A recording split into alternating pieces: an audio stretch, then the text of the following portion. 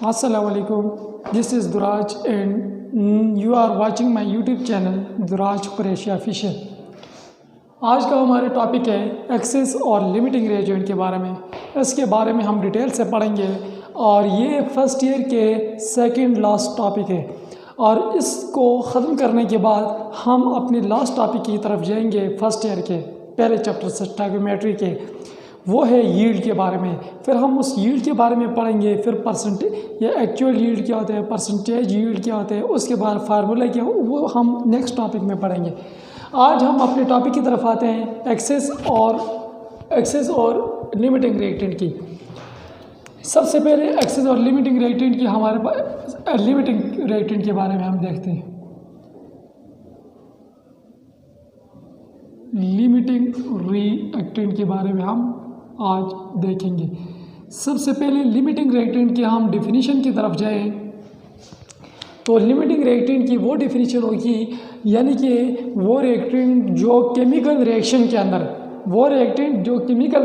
अंदर यानी कि कंज्यूम हो सबसे पहले अर्लियर, उसको हम लिमिटिंग रिएक्टेंट कह सकते हैं।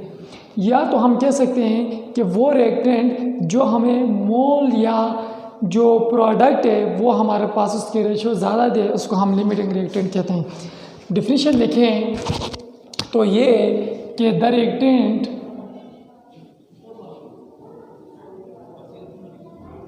वो reactant which consume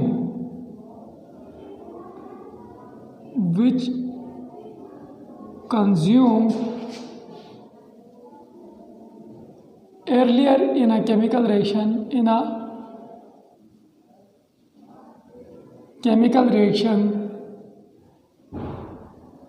is called limiting reactant.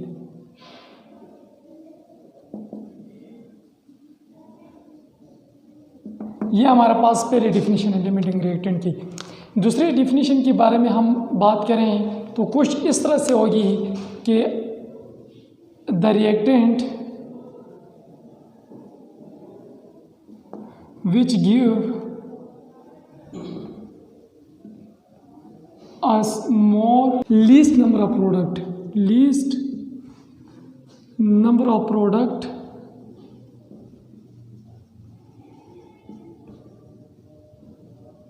or mole is called limiting reactant. Limiting reactant और लिमिटिंग रिएजेंट, हमने कहा कि वो रिएक्टेंट जो कंज्यूम हो, किसमें सबसे पहले कंज्यूम हो, यानी कि जल्दी से कंज्यूम हो, किसमें एक केमिकल रिएक्शन के अंदर, उसको हम लिमिटिंग रिएक्टेंट कहते हैं। इसकी दूसरी डिफिनीशन ये है कि वो रिएक्टेंट जो हमें दे क्या चीज़, लीस्ट नंबर ऑफ कम से कम प्रोडक्ट या मोल के हमारे पास अमाउंट दे, इसको हम लिमिटिंग रिएक्टेंट कहते हैं। एक्सेस रिएक्टेंट के बारे में देखें तो जो एक्सेस रिएक्टेंट है वो इसके अपोजिट है, यानी कि उलट है। इसमें पहले डिफिनीशन की जो एक्सेस रिएक्टेंट की होगी कि वो रिएक्टेंट जो हमें मोर नंबर ऑफ मोल या प्रोडक्ट की दे, उसको हम एक्सेस रिएक्टेंट कहते हैं। या वो रिएक्टेंट जो क्या हो, अनरिएक्ट करे किसी रिएक्टेंट दूसरे रिएक्टेंट के साथ, यानी कि वो बच जाए उस रिएक्शन के दौरान, उसको हम एक्सेस रिएक्टेंट कहते हैं। इसकी एक्सेस रिएक्टेंट की हम डिफिनीशन देखें। एक्सेस रिएक्टेंट, इसकी डिफिनीशन के बारे में हम देखें कि कुछ इस तरह से होगी कि the reactant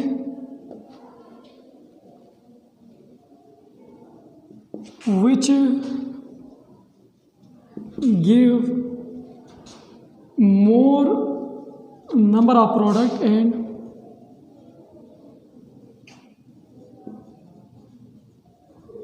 product or mole is called excess reactant, यानी कि या मोल या प्रोडक्ट जो हमारे पास क्या है वो ज़्यादा से ज़्यादा दे, हमें इसको एक्सेस रिएक्टेंट कहते हैं। इसकी दूसरी डिफिनीशन हम कह सकते हैं, यानी कि reaction a reactant which left in some amount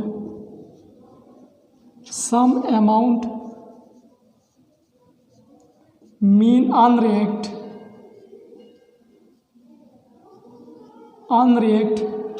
in the end of chemical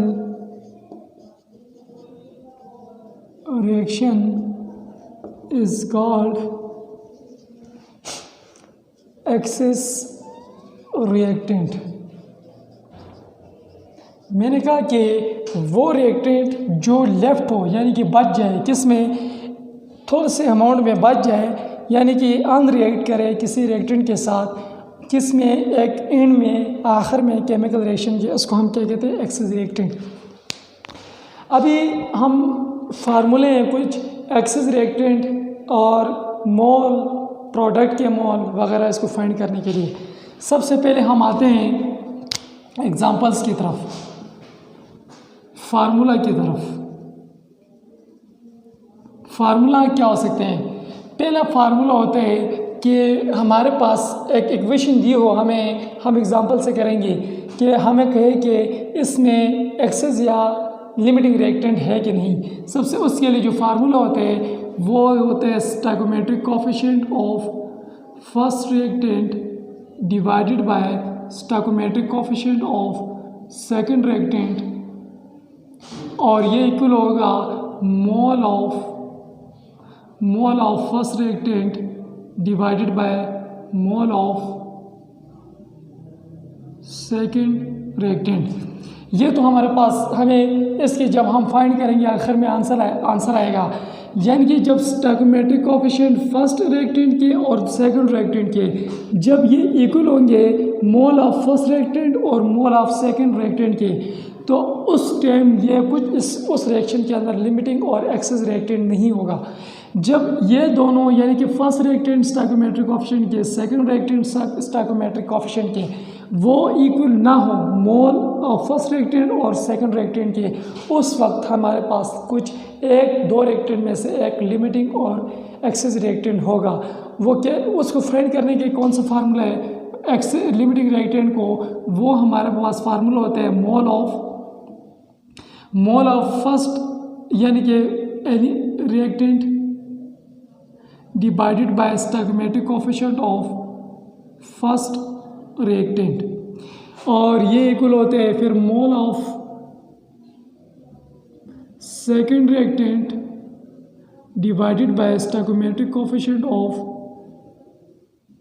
second reactant. इससे हम फाइंड करेंगे कि कौन सा लिमिटिंग रिएक्टेंट है, कौन सा एक्सेस रिएक्टेंट है।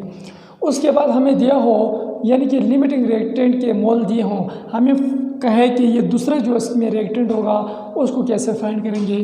तो उसके लिए जो फार्मूला है वो है कि mole of limiting reactant divided by stoichiometric coefficient of limiting reactant equality हम डालेंगे कि अगर जिस चीज़ का हमें पूछे उसके हम जगह उसकी जो मोल अगर पूछे तो उसमें x लगा लेंगे, और डिवाइडेड बाय हम क्या करेंगे कि स्टोइकोमेट्रिक कोएफिशिएंट ऑफ जो भी एलिमेंट हो हम इधर लिख लेंगे उसकी कोएफिशिएंट। अगर हमें कहे कि लिमिटिंग रिएक्टेंट के इतना मोल है, हमें प्रोडक्ट के मोल फाइंड करो, तो उसके लिए फार्मूला होगा कि mole of limiting reactant divided by stoichiometric coefficient of limiting reactant, ये इक्वल होगा किसके, मोल ऑफ प्रोडक्ट यानी कि x होगा हमारे पास, और जो स्टोइकोमेट्रिक कोएफिशिएंट ऑफ प्रोडक्ट जो होगा वो इससे इस तरह से फाइंड करेंगे। तो सबसे पहले हम देखते हैं कि एग्जांपल के थ्रू कौन सा स्टोइकोमेट्रिक कैसे हम फाइंड करते हैं कि स्टोइकोमेट्रिक ऑफ लिमिटिंग रिएक्टेंट कैसे फाइंड करेंगे, और फिर उसके बाद मोल कैसे फाइंड करेंगे उस रिएक्टेंट के, फिर हमारे प्रोडक्ट की कैसे मोल फाइंड करेंगे। सबसे पहले हम एग्जांपल दे देते हैं। एग्जांपल 1 में हम कहते हैं कि जो 2 मोल है 2H2 प्लस O2, एक बैलेंस इक्वेशन लिख लेता हूँ मैं, ये फॉर्म करते हैं 2H2O यानी कि 2 वाटर के मॉलिक्यूल फॉर्म करते हैं। हमें इसमें कहा गया, अगर कहें कि ये 8 मोल ऑफ हाइड्रोजन है और इसकी जो मोल है वो हमारे पास 4 मोल है। हमें कहें कि इसमें कौन सा लिमिटिंग रिएक्टेंट है या नहीं है, उसके लिए हम फार्मूला है, कौन सा फार्मूला है हमने पहले ही डिस्कस किया कि stoichiometric coefficient of first element divided by reactant divided by stoichiometric coefficient of second reactant equal to mole of first reactant divided by mole of second reactant. इसमें देखो ये जो होते हैं ये वाला, ये हमारे पास क्या है, कोएफिशिएंट होते हैं। तो हमारे पास जो स्टोइकोमेट्रिक कोएफिशिएंट है फर्स्ट रिएक्टेंट के वो है 2, पुट अप कर लेते हैं, और divided by stoichiometric coefficient second के वो हमारे पास 1 है, और इक्वलिटी जो मोल हमें दिए हैं फर्स्ट रिएक्टेंट के वो हमारे पास 8 है, 8 को पुट कर लेते हैं, और जो मोल दिया हुआ है सेकंड के वो हमारे पास 4 है। इसमें इक्वल होगा, ये हमारे पास 2 = 2 के इक्वल होगा। क्यों? क्योंकि ये भी 2 है, ये भी 2 है, यानी कि मैंने इसमें कहा था कि जब stoichiometric coefficient of first reactant और सेकंड रिएक्टेंट इक्वल हो मोल ऑफ फर्स्ट और सेकंड के, उस वक्त कोई भी लिमिटिंग रिएक्टेंट नहीं होगा। यानी कि इसमें ये जो है रिएक्टेंट फर्स्ट और सेकंड के इक्वल है मोल के, ये इसमें लिमिटिंग रिएक्टेंट नहीं होगा। इसीलिए इसी इक्वेशन को मैं दोबारा से लिख लेता हूँ, यानी कि 2H2O2H2 + O2 है, यह हमारे पास 2 मॉलिक्यूल ऑफ वाटर बनाते हैं। इसमें हमें 8 मोल दिया है, इसमें हम देखते हैं हमें दिया हो 4 मोल दिया हो हाइड्रोजन के, और ऑक्सीजन के भी 4 मोल दिया हो। हमें कहें इसमें हमारे पास लिमिटिंग रिएक्टेंट फाइंड करो, तो हम फार्मूला लगाएंगे stoichiometric coefficient of first element divided by stoichiometric coefficient of second element equal to mole of first element reactant divided by mole of second reactant. Put up करो value को, इसमें जो coefficient है वो 2 है, और ऑक्सीजन की जो कोएफिशिएंट है वो 1 है, और मोल हमारे पास हाइड्रोजन के भी 4 है और ऑक्सीजन के भी 4 है। ये इक्वल होगा कि 2 = 4 1 होगा, यह सही है। अभी देखो हमने इस फार्मूले से फाइंड कर लिया कि जो stoichiometric coefficient of first element और सेकंड एलिमेंट है वो मोल के इक्वल नहीं है, क्योंकि ये स्टोइकोमेट्रिक इसके ये आ गया, स्टोइकोमेट्रिक कोएफिशिएंट ऑफ फर्स्ट और सेकंड एलिमेंट के और मोल 1 है। तो हमें पता चलना चाहिए इसमें कुछ एक, ये 2 रिएक्टेंट में से एक क्या है, ये हमारे पास लिमिटिंग रिएक्टेंट होगा। तो लिमिटिंग रिएक्टेंट फाइंड करने के लिए इसको हम कुछ फार्मूले से फाइंड करेंगे, वो है mole of first reactant divided by stoichiometric coefficient of first reactant equal to mole of second reactant divided by stoichiometric coefficient of second reactant. Value put up करते हैं, यानी कि इसमें 4 मोल है, इसकी स्टोइकोमेट्रिक कोएफिशिएंट 2 है, इसमें भी 4 मोल है, स्टोइकोमेट्रिक कोएफिशिएंट 1 है, तो इक्वल होगा, ये इक्वल होगा 2 = ये हमारे पास आएगा 4। यानी कि इसमें जो है, यानी कि जो रेशो सबसे कम होगी इसमें उसको हम लिमिटिंग रिएक्टेंट कहेंगे। तो इसमें जो लिमिटिंग रिएक्टेंट होगा, यानी कि ये 4 2 से लेस है, तो इसलिए हमारे पास क्या है, ये जो है लिमिटिंग रिएक्टेंट है, ये हाइड्रोजन, यानी कि फर्स्ट एलिमेंट रिएक्टेंट क्या है, लिमिटिंग रिएक्टेंट। तो इसमें फर्स्ट रिएक्टेंट कौन सा है, हाइड्रोजन, यानी कि हाइड्रोजन हमारे पास क्या है, लिमिटिंग रिएक्टेंट। इसी तरह देखिए अभी ये आ गया लिमिटिंग रिएक्टेंट, हमने फाइंड कर लिया। अभी हम ये कहें कि जो यानी कि जो हाइड्रोजन है इसके अगर 4 मोल है, या देखें ध्यान से, हाइड्रोजन के 4 मोल है, हमें अगर ऑक्सीजन के नहीं पता, हमें कहें कि ऑक्सीजन के मोल फाइंड करो, तो हम किससे फाइंड करेंगे, फार्मूले से। कौन सा फार्मूला है, mole of first reactant divided by stoichiometric coefficient of first reactant और equal to mole of second reactant, यानी कि इसमें सेकंड रिएक्टेंट ऑक्सीजन है, ऑक्सीजन लिख लें। इसमें फर्स्ट रिएक्टेंट हाइड्रोजन है, हाइड्रोजन लिख लें। इसमें फर्स्ट रिएक्टेंट क्या है, हाइड्रोजन, हाइड्रोजन लिख लेते हैं। इसमें जो स्टोइकोमेट्रिक कोफिशिएंट ऑफ जो ऑक्सीजन है वो हमारा सेकंड रिएक्टेंट ऑक्सीजन है। या इस तरह से लिख सकते हैं mole of limiting reactant divided bye, क्योंकि ये हमारे पास लिमिटिंग रिएक्टेंट है, limiting reactant divided by stoichiometric coefficient of limiting reactant लिख सकते हैं इस तरह से कि ये हम, यानी कि बस छोड़ें उसको, हम आप इस तरह से भी लिख सकते हैं, उस तरह से भी। अभी देखें इसमें जो मोल है वो हमारे पास 4 है और डिवाइडेड बाय स्टोइकोमेट्रिक कोफिशिएंट क्या है, 2 है।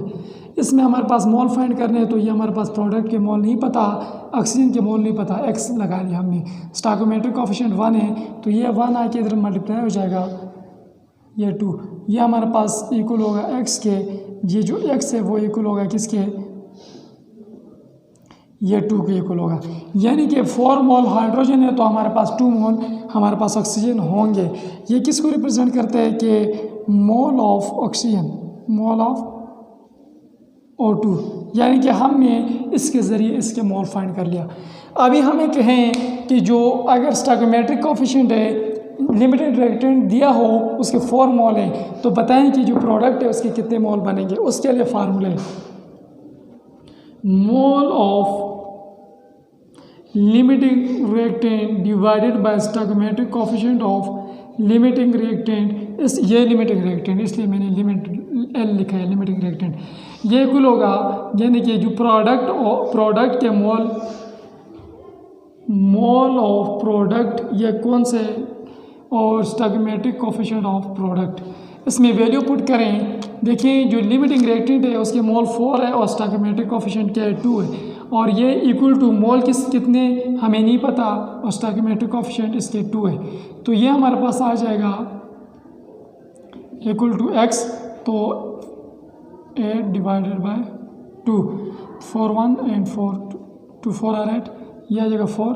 तो जो x इक्वल टू क्या आएगा, x इक्वल टू 4 आएगा। ये x क्या चीज़ है, ये मोल ऑफ प्रोडक्ट है, मोल ऑफ प्रोडक्ट। ये हमारे पास कुछ टेक्निक होती हैं कि मोल कैसे फाइंड करें रिएक्टेंट की, या प्रोडक्ट की कैसे फाइंड करें, और स्टोइकोमेट्रिक कोफिशिएंट की। अभी हम देखते हैं कि अगर हम एग्ज़ाम के लेवल से हमें एक क्वेश्चन आ जाए, किसके लेवल से, कि एग्ज़ाम के लेवल से क्वेश्चन आता है कि how we can identify the mole and कि how we can identify the limiting reactant. कौन सा क्वेश्चन है, यानी कि एग्ज़ाम में आ सकते हैं कि how we can identify the limiting reactant. सबसे पहले जो वी कैन हम लिखेंगे कि we can identify the limiting reactant by some reason और by some step. First of all write the equation chemical, write the reaction into the Dallas chemical equation। Second होगा कि जितने भी रिएक्टेंट हैं, all reactant क्या होगा, all reactant की जो अमाउंट है वो हमारे पास कन्वर्ट करना होगा किसमें, मोल के अंदर। और तीसरा स्टेप होगा कि जो प्रोडक्ट फाइंड करने हैं, जितने रिएक्टेंट के जो मोल है, रिएक्टेंट के जो मोल है उसके जो क्या करना है, प्रोडक्ट फाइंड करना होगा, यानी कि रिएक्टेंट कितने मोल के है उसका प्रोडक्ट। और चौथा जो होगा कि जिसमें क्या होगा, लीस्ट क्या होगा,